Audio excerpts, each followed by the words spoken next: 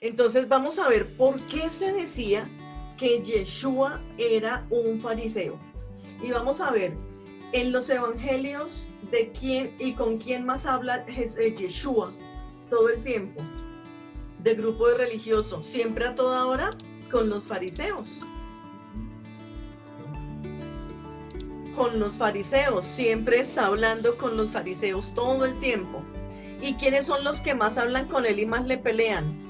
Los fariseos. Entonces, los historiadores y los grandes estudiosos dicen, si Yeshua no era fariseo, ¿por qué se la pasaba tan cerca a ese grupo? ¿Y por qué, si Yeshua no era fariseo, ellos le decían rabí y le hacían preguntas? Si el fariseo lo reconocía como rabino y le hacía muchas preguntas y él les daba duro porque les enseñaba fuerte, eso quiere decir que Yeshua tenía la confianza para hablar con ellos. Entonces, aquellos estudiosos es cuando dicen, lo más probable es que Yeshua fuera rabino y fuera reconocido rabino entre los fariseos. O sea que en ese grupo, él estaba trabajando en la parte religiosa con los fariseos. Y vamos a ver algunas características de los fariseos, por qué son fariseos y cómo Yeshua trabaja con ellos. Entonces, cuando ya leamos la Torá y miremos los fariseos, ya no le vamos a tener tanta bronca a los fariseos ni tanta rabia, porque este estudio lo que nos va a ayudar es a reconocer las diferentes clases que había en los tiempos de Yeshua. Entonces, características de los fariseos. A ellos les gustaban ser estrictos observantes de la Torá. Eso era lo que a ellos les gustaba, ser estrictos observantes de la Torá. Por eso siempre los fariseos con Yeshua le decían, en la Torá está escrito, ¿y qué tú piensas de esto? ¿Y qué tú piensas de aquello? Porque a ellos les gustaba ceñirse a la Torá. Otra característica, ellos querían ser separados de los demás porque ellos eran ignorantes de la Torá. A los fariseos les tocó muy duro en los tiempos de Yeshua, porque era un grupo que querían separar porque ellos eran ignorantes. ¿Por qué? Porque entre los fariseos habían campesinos, artesanos, recaudadores de impuestos. Y en ese tiempo no estudiaban todos en la primaria, en el bachillerato como nosotros hoy en día, sino que yo recibía el oficio de mis padres y yo lo desarrollaba. Y como los fariseos no estaban en la alta élite religiosa, para ellos no era fácil ni económico el estudio. Ellos lo que hacían era trabajar. Entonces tenían poco estudio o muchas veces no sabían leer. ¿Y por qué los fariseos eran tan apasionados y tan celosos de la Torá? Porque como no sabían leer, ellos cuando iban a la sinagoga lo que aprovechaban era a escuchar y a captar todo lo que más pudieran y a vivirlo con fervor. Porque decían, yo no sé leer, entonces cuando me enseñen, todo lo que me enseñen yo lo voy a vivir y aplicar. Eso los hizo apasionados por la Torá. De ahí, y mirábamos nosotros con el grupo de Italia y de Estados Unidos que estudiamos esta semana este pedazo de la Torá, les decíamos, miren uno cómo empieza a comprender la idiosincrasia del pueblo que hasta ahora no entiende. Cuando en la Parashá y en el Shabbat se hace aliyá es subir a leer la Torá, para el judío eso es un honor y un mérito. Poder leer la Torá es un honor. Eso no lo hace cualquiera. Y son los miembros de la sinagoga los que pueden leer, no cualquier persona. ¿Y por qué se consideraba un privilegio? Porque no todos sabían leer. El que sabía tenía un tesoro gigante en poder leer. Y lo segundo, y miren ahí la importancia, Solecito, Angélica, Ángel y Blanca, que están mirando la posibilidad de ser miembros de la Keilah. Cuando nosotros leemos una porción de la Torá, Sucede en los oyentes que con la sola lectura ellos pueden ser transformados por el poder de la Torá.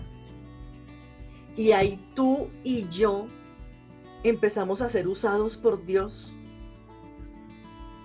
Tenemos el honor que cuando leamos la Torá, mañana empieza leyendo la Torá Solange.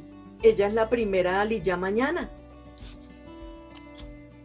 Y no es que, ay, bueno, me tocó leer y ya. No.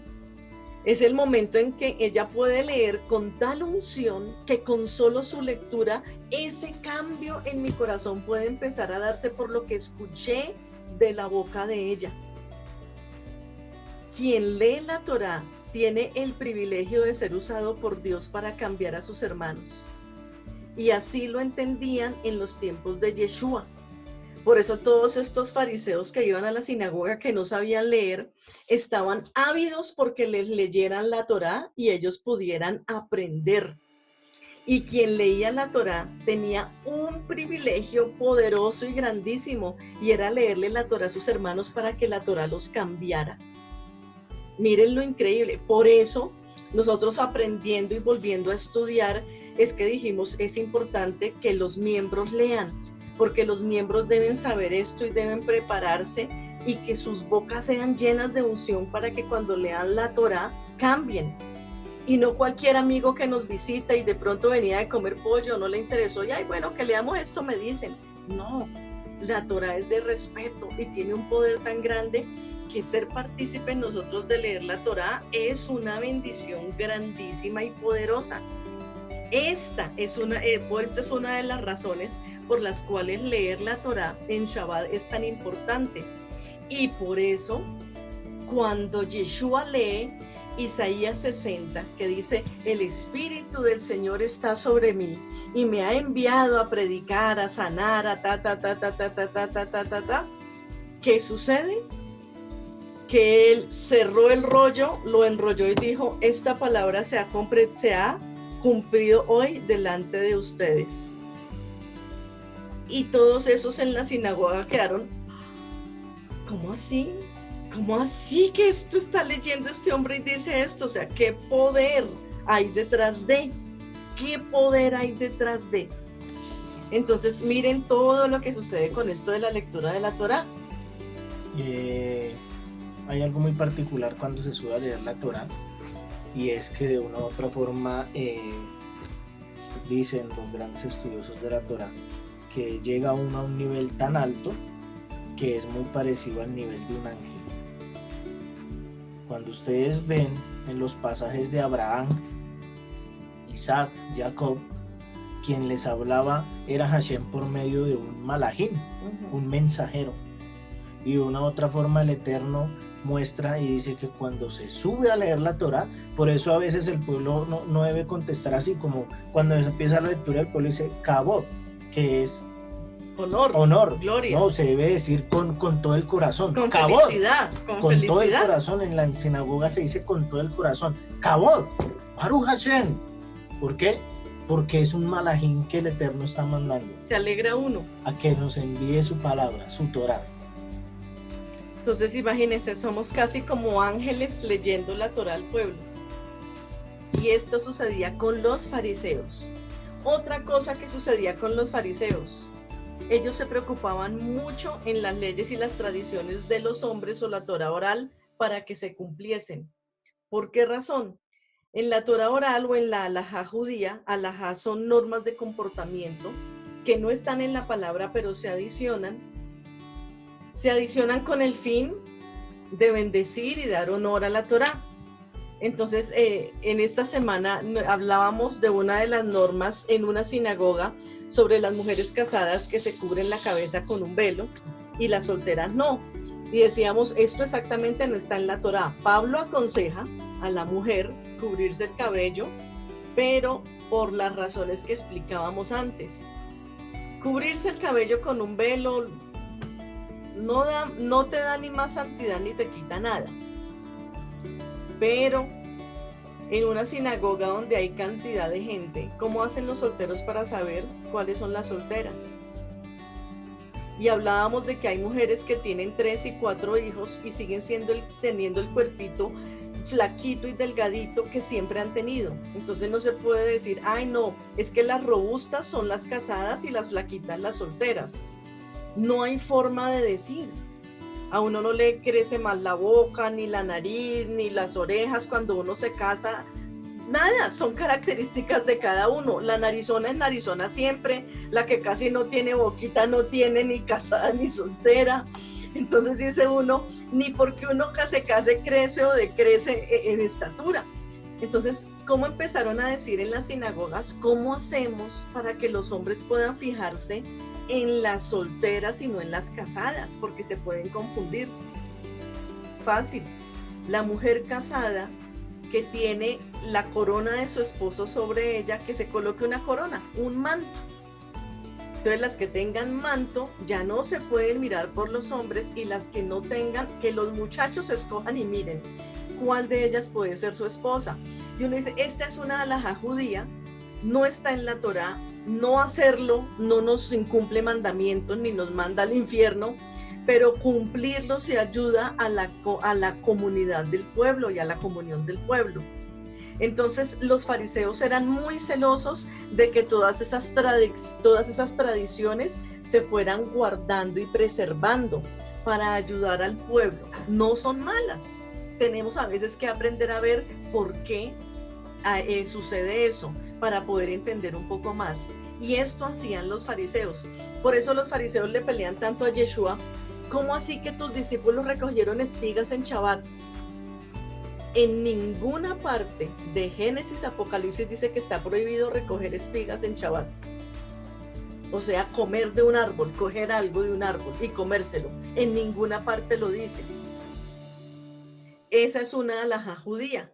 Esas son como 32 normas que dicen que no hacer en Shabbat. Y una de esas era no recoger espigas. ¿Por qué razón? Porque como los artesanos y campesinos iban en Shabbat a la sinagoga, y ellos toda la semana estaban recogiendo espigas y ese era su trabajo. Por eso una norma del Shabbat dice, no recojas espigas, no recojas frutos en Shabbat, porque ese es un pueblo campesino. Entonces ellos van a decir, pero estar en Shabbat es lo mismo que estar trabajando. Siguieron recogiendo frutos y espigas. Eso es lo que yo hago todos los días. Entonces, ¿cómo dicen que no se trabaja en Shabbat? Esa fue una de las razones por las cuales dijeron que no se recojan espigas, para que el campesino que va a la sinagoga sienta que está descansando de hacer lo que hace los otros 6 días de la semana y realmente se dedique al Señor. Uno dice, es una buena norma. Hoy ya la entendemos porque nos la explican. Y por eso a Yeshua le dijeron, ¿cómo tus discípulos recogen espigas en día de Shabbat? Y él les dijo, bueno, traen hambre, déjenlos. David también comió de los panes de la preposición. Yeshua les decía, tranquilos, con eso no se van a morir ni están dejando de ser pueblo. Tranquilos, no hay problema, no estamos mandando a que todos recojan espigas. Veníamos caminando, les dio hambre y comieron antes de llegar a la sinagoga muertos del hambre y no estar pendientes de la palabra por estar pensando que tienen hambre. Por eso Yeshua siempre les trataba de explicar y decir, eso no es el problema. Nunca invalidó la Torá, pero les estaba enseñando sobre alajá judía. ¿Qué pasa con los fariseos? Los fariseos, con ese celo tan grande y tan deseoso de recibir al Mesías, porque en la Torá se habla del Mesías y ellos estaban esperando la venida del Mesías como libertador en ese tiempo, los fariseos hacían cosas bonitas. Ellos esperaban la llegada del Mesías con mucha oración, con ayuno y tratando de observar toda la Torá, de obedecer todo. Particularmente las leyes de Shabbat, porque él decía, el Mesías vendrá y nos dará todo el Shabbat, todo el descanso que necesitamos. Ellos esperaban continuamente al Mesías de esa manera, con oración, con ayuno, y se preparaban muchísimo en Shabbat, porque estaban esperando que ese Mesías viniera, les hiciera una intervención divina y los liberara de Roma, del gobierno romano. Por eso ellos eran tan celosos, por eso a Yeshua le inquirían tanto y le decían mucho sobre el Shabbat. ¿Cómo tú sanas en Shabbat? ¿Cómo tú haces eso en Shabbat? Porque ellos decían, donde venga el Mesías y este Yeshua esté sanando, ese Mesías, ese libertador se puede disgustar con nosotros y no se va a manifestar. Y por eso Yeshua les decía, el Padre es el Señor del Shabbat. Si a ustedes se les cae un burro, una oveja, en un caño, ¿ustedes la van a dejar que se muera por Shabbat? ¿Cierto que no? Ustedes van a preservar su vida. ¿Por qué no mandamos a la casa a este enfermo que vino a la sinagoga? Y son esas cosas que uno empieza a entender ya con este conocimiento de los fariseos, de por qué ellos procedían como procedían. Vamos a seguir viendo hoy otras características de los fariseos que no vimos hace 15 días. Los fariseos creían en la inmortalidad del alma. Y está bien que crean eso, porque nuestra alma es inmortal. O pasará eternamente en un lago de fuego y azufre, o nuestra alma pasará eternamente con el Señor. Ellos creían en la inmortalidad del alma. Ellos eran muy ritualistas, sobre todo en los lavados de manos y en las purificaciones del cuerpo. Por eso es el grupo de los fariseos el que le dice a Yeshua, oye, ¿por qué tus apóstoles o discípulos no se lavan las manos continuamente? Ellos esto lo estamos entendiendo bien ahorita, porque ellos eran como una Claudia. ¿Ya se lavaron las manos? Los fariseos también querían que cada rato uno se lavara las manos, que hicieran netilat yadayim, el lavado de manos ritual por cualquier cosa. Entonces, no sé, si salía de la sinagoga y iba a volver a entrar, haz lavado de manos. Ya te impurificaste. Cada rato ellos querían lavado de manos y por eso le decían a Yeshua, ¿por qué no se lavan las manos cada rato? Y es cuando él tiene que explicarles, no todo el tiempo estamos impuros, no se debe hacer, pero los fariseos eran los que tenían esto. Ellos pensaban que cumpliendo con la Torá y con la tradición adquirían méritos necesarios para la salvación. Y que el Señor les iba a pagar esa obediencia como recompensa. Por eso el Señor les tiene que decir a veces sepulcros blanqueados. Porque no es por vivir obedeciendo la Torá y cumpliendo la tradición de hombres que se van a salvar, sino que la salvación es gratuita. Por eso Yeshua les dio tan duro en ese sentido. Les tenía que decir, no es por lo que ustedes hagan y obedezcan que van a recibir el reino de los cielos, sino que es gracia del Señor. ¿Y por qué los fariseos eran tan ritualistas? Por lo mismo, ellos pensaban que haciendo todo tipo de obra, más allá de lo que pide la Torá, ellos iban a tener méritos delante del Señor. Por eso el fariseo siempre le decía a Yeshua, se le arrimaba a un joven y le decía, maestro bueno, ¿qué hago para entrar al reino de los cielos? Yo doy limosnas, yo doy mi diezmo, yo hago. Y Yeshua le dijo, está bien todo lo que haces, solo te falta una cosa, vende lo que tienes, dalo a los pobres y ya. Entonces el fariseo pensaba que por hacer más cosas, el Señor lo iba a ver con más agrado. Y Yeshua tiene que empezar a cambiar ese pensamiento en ellos y a decirles, no es por mérito, sino es por obras que te apuntas a la gracia del Señor. Los fariseos que estaban en el Sanedrín, todos esos eran escribas. Eso quiere decir que de los artesanos, campesinos de los fariseos, los que sabían leer y escribir, a esos utilizaba el Sanedrín para que escribieran toda la Torá. Entonces uno dice, ¿cómo sabía el fariseo tanta Torá? porque entre ellos habían escribas, entonces leían y escribían, y de leer y escribir uno aprende, y le podían enseñar a los del pueblo. Entre los fariseos, siempre que se habla de escribas y fariseos, se está hablando de un mismo grupo. Los escribas eran fariseos que escribían la Torá todo el tiempo. Hasta el día de hoy existen fariseos en Israel. El día que vayamos a Israel, que sea pronto y en tiempo cercano, vamos a encontrar cerca al muro, al cótel, unos judíos, unos hombres a los que se les paga por escribir porciones de la Torá. Entonces, el rollo de la mezuzá original lo hace un escriba allí en el cótel, en el muro.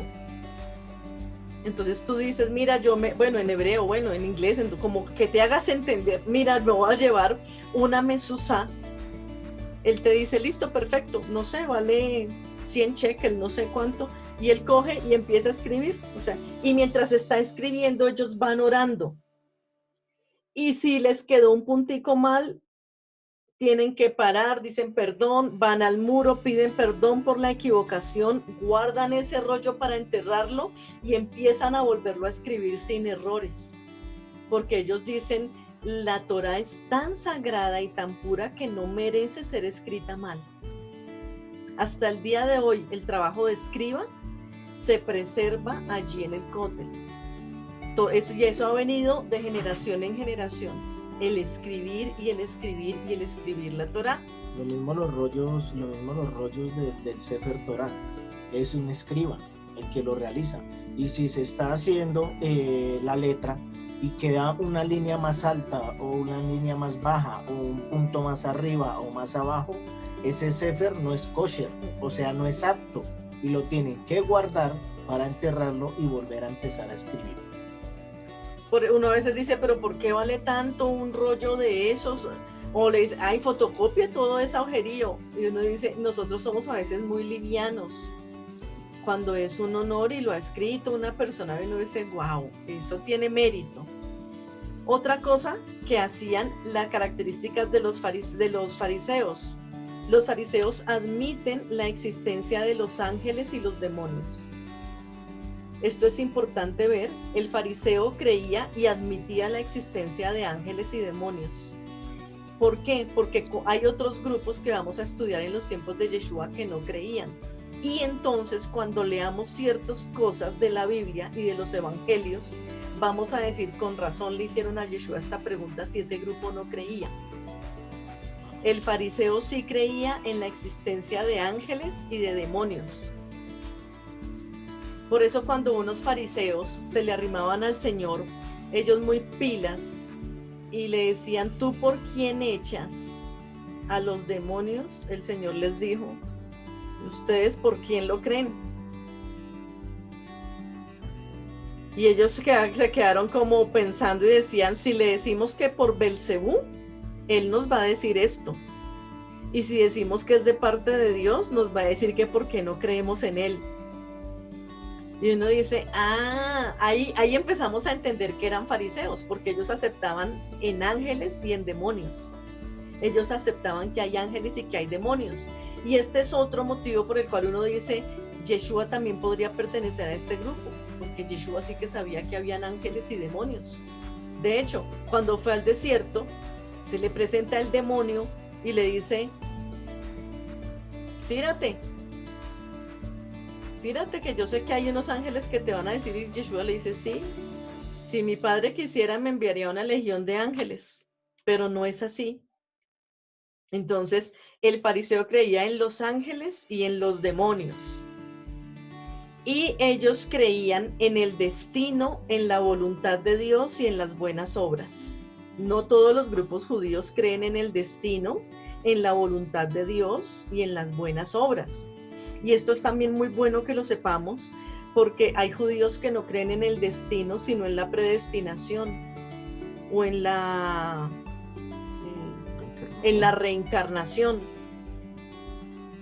Los fariseos creen en el destino, o sea que cada uno de nosotros tiene marcado un camino y nosotros también lo creemos. Lo que pasa es que En el camino nos ponemos a decidir mal, pero el destino que el Señor nos tiene marcado siempre es para bien y no para mal. Ellos creían en la voluntad de Dios, claro que sí, no hay nada que hacer, y en las buenas obras, pero las buenas obras no para salvación, sino buenas obras ya por obedecer, y porque esa sea nuestra naturaleza. Nosotros por naturaleza debemos tener buenas obras. Por justicia. Nosotros por naturaleza debemos ser como el Padre es, y el Padre es bueno. Y vamos a ver a un fariseo, porque el objetivo de estas clases es poder ubicarnos cuando leamos la palabra, sobre todo los evangelios, y entender mucho más a fondo, y ya no atacar ni decir, ay, me gustan más estos o me gustan más aquellos. Simplemente es estudiar en esos tiempos cómo eran las cosas, y nosotros saber y tener ese conocimiento y no ignorar al respecto de estos grupos. Y lo otro, también poder identificar que Yeshua nunca quitó al uno ni al otro. Ya vimos que Simón el celote era de los discípulos y Yeshua nunca lo apartó.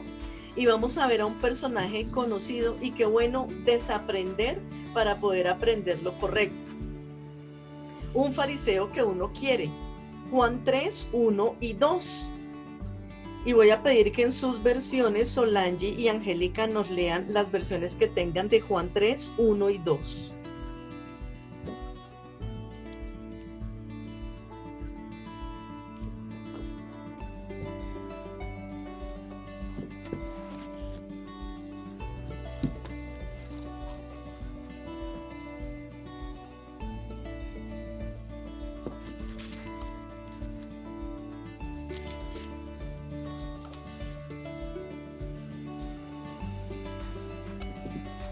Ah, no se está escuchando, Angélica.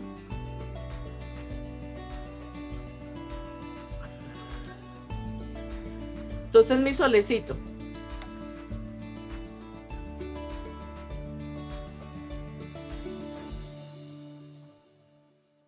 Dice Juan 3, 1 y 2, dice, había un fariseo llamado Nicodemo, que era un hombre importante entre los judíos. Este fue de noche a visitar a Yeshua y le dijo, Maestro, sabemos que Dios te ha enviado a enseñarnos, porque nadie podrá hacer los milagros que tú haces y si Dios no estuviera con él.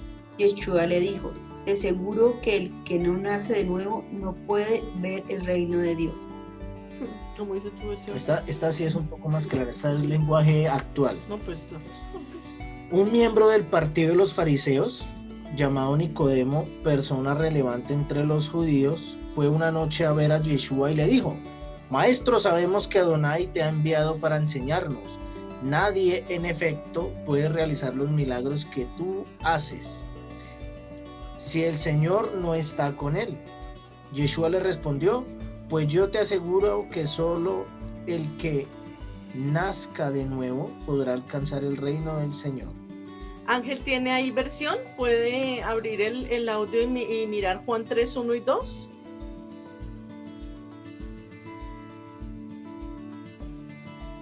¿Pero qué? Juan 3, 1 y 2. Sí. Sí. Los hijos de Elohim no pecan. Miren que Abraham No, Juan, Juan, el Evangelio de Juan. Juan capítulo 3, verso 1. Esa era la primera de Juan, ahora es solo Juan. Mateo, Marcos, Lucas y Juan. Espera.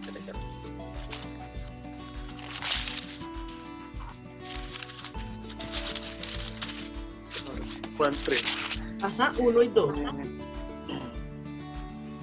Había un varón de los Perushim llamado Nakitimón, que era un principal de los Kadubim.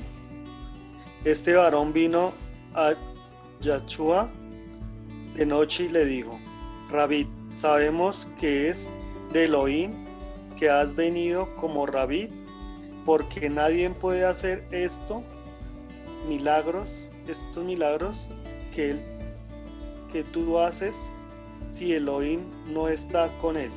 Ajá. Entonces miren cómo Perushim es el plural de perush o fariseo. Entonces había un hombre entre los perushim de los fariseos llamado Nagdimón, Nicodemo, que era principal de los judíos. Entonces aquí vemos una cosa y aquí nos confirma. Nicodemo es un fariseo que uno quiere, pero miren que uno nunca de pronto se ha dado cuenta que él es fariseo. A uno siempre le hablan de Nicodemo, pero uno no lo había visto ni se había centrado en que es fariseo. Y él dice dos verdades. Vino de noche a visitar al maestro. Es costumbre que los varones en la noche, cuando hacen su rezo de noche, el de Arbit, se reúnan en la sinagoga o se reúnan en los grupos de estudio a hacer esta oración. Entonces Nicodemo fue a reunirse con su maestro, porque le dice maestro, en la versión de Ángel dice rabino. Rabí. Sabemos que ha sido colocado entre nosotros, o sea que ahí vemos que un fariseo está admitiendo que el rabino o el maestro Yeshua le enseña. Esa costumbre está hasta el día de hoy. En cada Shabbat se acostumbra que los hombres de la comunidad se reúnan y tengan un tiempo de estudio corto, y ahí sí puedan salir a sus casas a compartir el Shabbat con sus familias. Entonces, miren lo interesante de ver y por qué los historiadores y los estudiosos dicen que muy seguramente Yeshua pertenecía a los fariseos. Entonces, miren lo que pasa aquí. Estás entre nosotros y sabemos que has sido enviado del Padre. O sea que en medio de los fariseos se le reconocía a Yeshua como un enviado de Elohim. Y nosotros siempre habíamos tenido en cuenta, por los malos comentarios y las enseñanzas de ignorancia que tuvimos todos, que los fariseos eran traicioneros, que eran malos, y uno dice, como todo, no todos los buenos tienen todo bueno y no todos los malos tienen todo malo. Entonces los fariseos reconocían a Yeshua y lo aceptaban como rabino y lo reconocían como su autoridad. Vamos a ver otro grupo de este tiempo de los tiempos de Yeshua. Y ya que estamos hablando de fariseos, y entre los fariseos escribas, vamos a ver características de los escribas. El escriba en hebreo se dice sofer. Hagan de cuenta como S-O-F-E-R. Entonces voy a colocar aquí para todos en el chat. Sofer. S-O-F-E-R. Sofer. Así se decía escriba, o así se dice en hebreo. Y esa palabra sofer significa secretario o copista. Sofer, secretario o copista. O sea, el que copia, un secretario. Los escribas fariseos estaban bien ubicados en la escala social porque eran de los más altos que había. Y los escribas que no eran fariseos los ubicaban en la clase baja, donde están todos los artesanos, por donde todo esto. Por una razón, en los tiempos de Yeshua la enseñanza de la Torá no era gratuita. Todos en la parashá y todo, pero ya ponerse a escribir y a estudiar con los rollos de la Torá por muchas horas, en 3 semanas se cobraba para que los escribas tuvieran, ese fuera su trabajo, enseñar y copiar rollos de la Torá. Entonces decían, se va a abrir un grupo de estudio, entonces se le pagaba a un escriba para que fuera a escribir toda la Torá, y por eso le cobraban a los estudiantes para poder tener un rollo escrito de la Torá. Entonces es importante, los escribas vivían de esto, de escribir la Torá y de ayudas y de dádivas de varias personas cercanas que los conocían.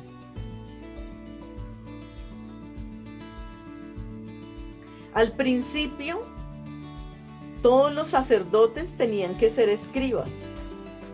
O sea que un sacerdote debe conocer la Torá. Y a nosotros la palabra nos dice que nosotros somos reyes y sacerdotes. Y todos los sacerdotes deben conocer la Torá. Y esto lo vemos en Nehemías 7, del 1 al 6. Ahí podemos ver cómo se ve que todos los sacerdotes tenían que ser escribas.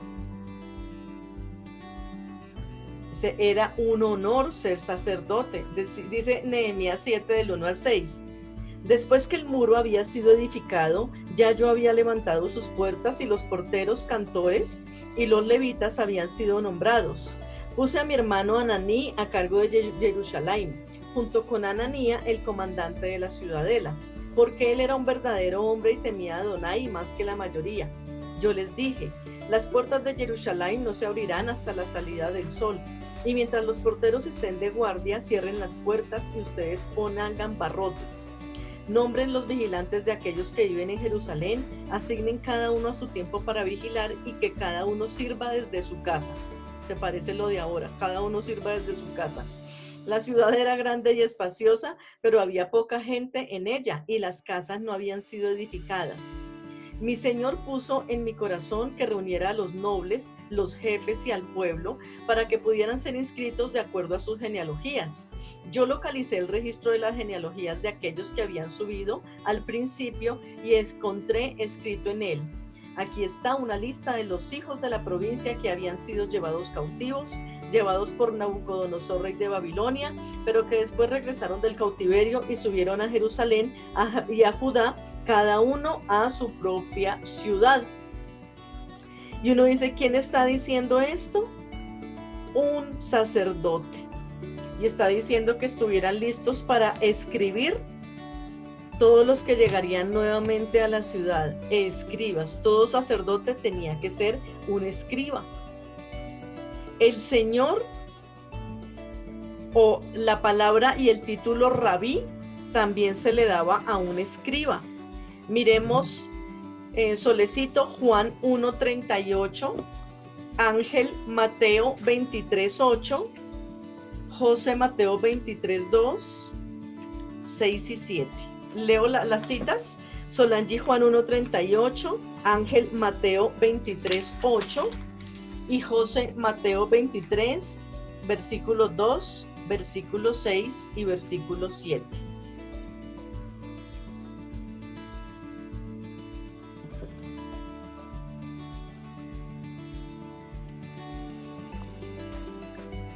Juan, ¿qué? 1:38. 1:38 dice: Yeshua se volvió y al ver que lo seguían les preguntó: ¿qué están buscando? Ellos dijeron: Maestro, ¿dónde vives? Yeshua les contestó: ven a 1:38. Sí. Sí, era solo ese, ¿cierto? Sí. Ángel, Mateo 23:8. Lo voy a leer yo. Listo, Blanca. Bueno, ustedes no esperen que los Benei Adam los llame Rabbaní, porque ustedes son hermanos y tienen solamente un rabí, el Mashiach. Sí. Ajá. ¿Sí? Está bien Así es, está muy bien pronunciado. Y entonces vamos a desglosar ese versículo en esa traducción. Benei es hijos, los hijos de Adán o los hijos del hombre. No esperen que los hijos del hombre los llamen a ustedes rabí o maestros o directores de palabra. ¿Y qué más dice ahí, Blanca? Léelo. Ustedes esperen que los Benei Adam los llamen Rabbanín, porque ustedes son hermanos y tienen solamente un rabí, el Mashiach. Sí, solo tienen ustedes un maestro, el Mesías. Mesías. ¿Y qué dice Mateo 23, 2, 6 y 7? 2, 6 y 7. Dice el 2. Y les dijo: los maestros de la ley y los fariseos han sido los encargados de interpretar la ley de Moshe. El 6 dice: les gusta ocupar los primeros puestos en los banquetes, sentarse en los lugares preferentes en las sinagogas, ser saludados en público y que la gente los llame maestros. Rabís. O rabí, o rabanit, porque rabanit es maestros, rabanit. Entonces dice uno, miren cómo un defecto de los fariseos que sabían leer y escribir, que se volvían escribas, por saber leer y escribir, se creían de una élite más alta. Y el Señor tiene que decirles, no sean así, solo hay un verdadero maestro, y ese maestro va a ser el Mesías, porque Él va a hacer lo correcto y va a decirles cómo es que se tiene que interpretar la ley y no como ustedes lo dicen. Entonces, un defecto de los escribas en el tiempo de Yeshua es que habían pasado tantos años y como eran de los pocos que leían y escribían, que quisieron ser más en su pueblo. Y el Señor tiene que darles duro y trabajar con ellos, y les dio durísimo. Siempre les dio duro a los escribas, porque tenía que bajarlos del lugar donde ellos mismos como hombres se habían colocado por saber leer y escribir. Miremos Mateo 23 del 1 al 5. 23 del 1 al 5. Es el mismo que yo leí. ¿Mateo? Sí. Ah, ok. Entonces, ahí Yeshua está criticando y está diciendo que ellos querían los aplausos de los hombres y los títulos. Y el Señor acá les está diciendo, no quieran eso. Aunque cambia un poco, ¿no? Porque todos los versículos no los leí. Ok, entonces si quieres, Blanca o Ángel, leámosla en esa versión para que ustedes la entiendan más. Y sin embargo, sugerencia, cuando siempre lean esa versión de la palabra, que es muy buena, traten de tener otra versión ahí cerca para que puedan comparar y entender, porque a veces si se va uno solo al término hebreo, queda uno sin mucha riqueza espiritual y no la entiende. Entonces leamos 23, 1 y 5 en la versión de ustedes.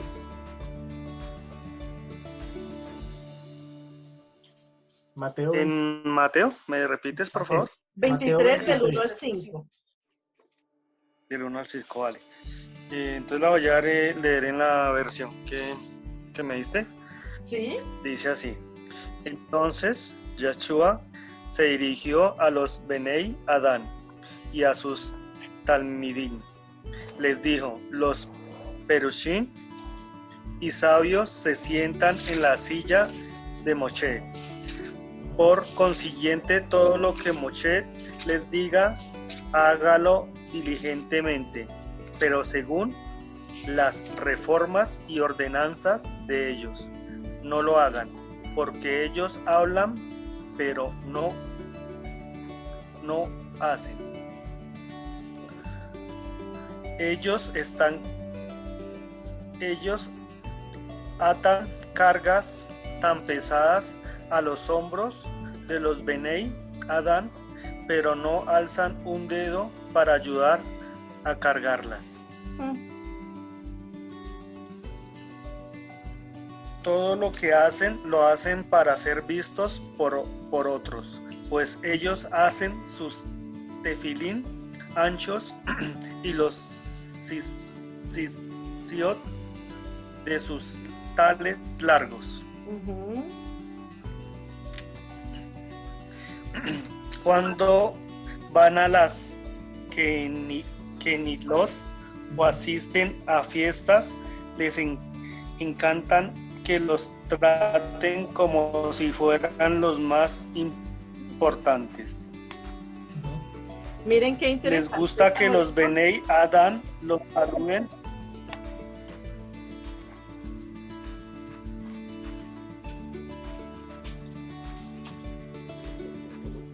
Ahí se ven varios.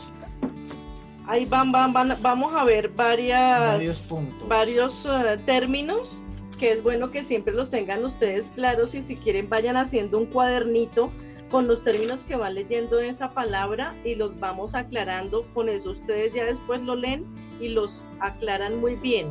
Benei Adam es hijos de hombre. Siempre cuando lean Benei Adán significa hijo de hombre. Ben es hijo, Benei Adam, hijos de hombre. Perushim ya saben que son fariseos. Cuando se hable de Perushim, acuérdense que es fariseos, para que lo repitan ahí en su mente cuando lo lean y no se equivoquen, no se turben. ¿Qué otra expresión interesante? Había tefilín, ¿cierto? Bacterias. Tefilín son esas cajitas que se colocan, que uno ve acá, y unos lositos que son para orar, y se colocan los hombres. Hombres judíos o hombres conocedores de Torah que se los quieren comprar, y es una cajita que se colocan aquí arriba y unos lacitos que se enredan en el brazo y se los utilizan para orar. Esos son los tefilín. Los tzitzit, que estuvo muy bien leído, Ángel, los tzitzit o tzitziyot son los flequitos que tú ves de los talit de los hombres. Tú tienes un talit. El manto de oración, tu manto de oración tiene tzitzit, que son esos flequitos. Ese es el tzitzit. ¿Qué otra versión o qué otro? El tzitzit. Dice que cuando van a las Keilot. Keilah. Entonces, si tú te das cuenta, nosotros nos llamamos Keilah Hepzibah. Keilah es comunidad o congregación. Keilot, entonces cuando van a las congregaciones o las comunidades, les gusta que les den los primeros puestos, que los saluden, que les rindan pleitesía. Hoy en día se ve mucho eso. Tristemente hay algunos grupos que estudian la Torah y les gusta cuando se ponen sus tzitzit, y eso les queda así por fuera y todo eso, ¿no? Se ve, hoy en día se ve. ¿Qué otro término hay de pronto ahí en esa parte? Talmidín. Talmidín. Talmidín es discípulos. Estudiantes. O estudiantes. Entonces cuando dice que Yeshua y sus talmidín, es Yeshua y sus discípulos o estudiantes. Un estudiante se llama talmid. Talmidim son varios. ¿Qué otro versículo o qué otro término, Ángel?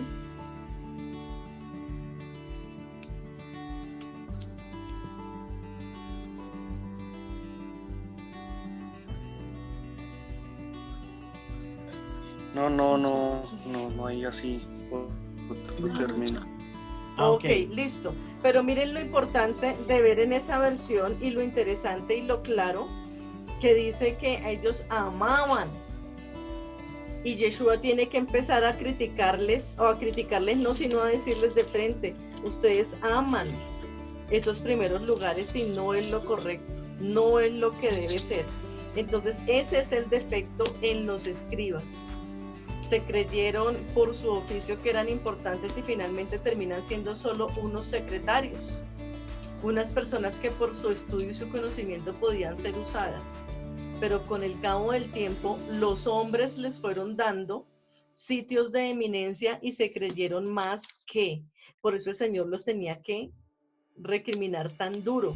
Aparte de eso, porque miren, los escribas, siendo los que sabían leer y escribir, eso pasa hoy en día, de verdad que se quedó esa costumbre tan fea. Los escribas y los fariseos, los escribas, por saber leer y escribir, ¿a quienes enviaban a los juzgados o a los juicios de ese tiempo a escribir los veredictos? A los escribas.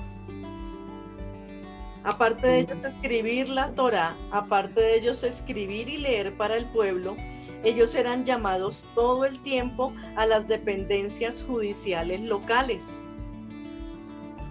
Entonces ellos terminaban conociendo todo lo que le pasaba al pueblo y todos los problemas de todo el mundo. ¿Por qué? Porque sabían leer y escribir. Entonces ellos tenían que escribir el veredicto y decir, vea, usted ponga aquí una X y no sabe firmar porque usted se equivocó acá. Entonces, ellos terminaron conociendo a todo el mundo. Por eso también con Yeshua eran tan pendientes. Ay, este hombre está ciego desde nacimiento, vamos a ver qué dice ahora. Y uno dice, ¿cómo lo sabían? Porque estaban llamados por saber leer y escribir. Y por eso sabían todos los cuentos de la población y por eso vivían tan pendientes y le hacían las preguntas que le hacían a Yeshua. Porque ellos conocían. Y uno dice, en medio de su conocimiento, se les fue olvidando la humildad de la Torá. a los escribas. Y vamos a ver una última versículo interesante donde uno ve que esto sucedía, y qué bueno que sabemos esto de los escribas, porque entonces sabemos por qué Yeshua los trató como los trató en su tiempo. Los tenía que bajar del curubito. Lucas 5:17.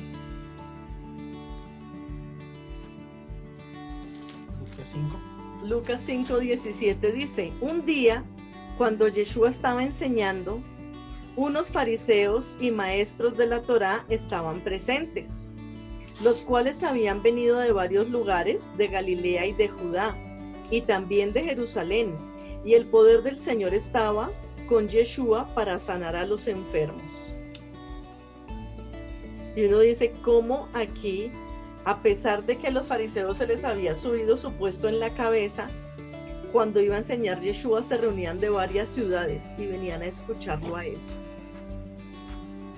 Entonces, ellos sabían del pueblo, se habían equivocado, pero también recibían doctrina de Yeshua. Estas son las características del pueblo de Yeshua en ese tiempo. Errados o no errados en todo, sí, pero así nos pasa a nosotros muchas veces y tenemos que aprender. Y en el mismo 5:21 de Lucas dice: los maestros de la Torá y los fariseos empezaron a cavilar. ¿Quién es este hombre que habla tales blasfemias? ¿Quién puede perdonar pecados sino Elohim? Y uno dice, ahí es donde notamos que los escribas y los fariseos eran conocedores de Torá, porque sabían que solo de Dios puede venir la salvación y no de ningún hombre. Y cuando Yeshua decía lo que decía, por eso los fariseos y los escribas también inquirían a Yeshua. Ellos eran celosos de Dios, y estaba eso bien, eso estuvo bien, que fueran celosos, porque eso mismo hace que después se dé testimonio de que Yeshua sí es hijo de Dios y es el poderoso. Entonces, esta fue la característica de los escribas y fariseos. Si el Señor lo permite, en 15 días vamos a ver los esenios y los nazareos, porque igual son grupos de los que siempre se habla en la Torá y uno nunca se había puesto a trabajar en ellos, y es bueno que lo sepamos para poder entender la Torá mejor y claramente.